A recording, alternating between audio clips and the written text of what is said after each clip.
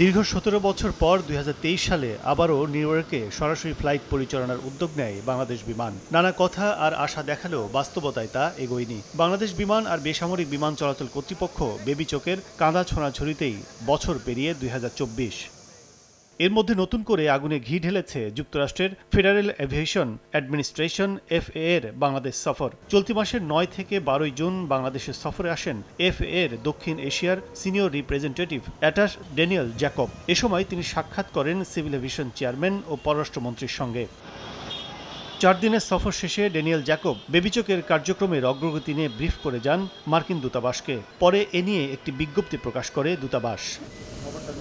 সেখানে বলা হয়, বাংলাদেশকে ক্যাটাগরি ১ নিরাপত্তা রেটিং অর্জন করতে হলে যুক্তরাষ্ট্রের FAA এর international aviation safety assessment IASA বা আন্তর্জাতিক বিমান চলাচল নিরাপত্তা মূল্যায়নে উত্তীর্ণ হতে হবে। কিন্তু বাংলাদেশ এখনও এ বিষয়ে FAA কে অনুরোধই করেনি।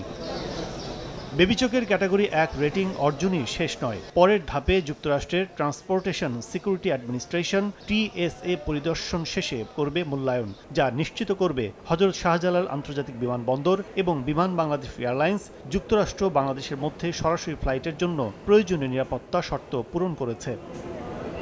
এর আগে ২০০৬ সালে লোকসানি রুট হিসেবে ঢাকা নিউ ইয়র্ক সরাসরি ফ্লাইট বন্ধ করে দেয় বাংলাদেশ বিমান। এরপর থেকে নিরাপত্তা ক্যাটাগরিতেও পিছিয়ে পড়তে থাকে বেবিচক। তবে মান উন্নয়নে গত কয়েক বছর ধরে FAA এবং TSA কর্তৃপক্ষ বেবিচক ও বিমানকে আন্তর্জাতিক মানের নিরাপত্তা অর্জনে হযরত শাহজালাল আন্তর্জাতিক বিমানবন্দরে বিনামূল্যে বিভিন্ন বিমানবন্দর স্ক্রিনিং সরঞ্জাম সরবরাহ করছে এবং বাংলাদেশি বিমান কর্মকর্তাদের প্রশিক্ষণ প্রদান করছে।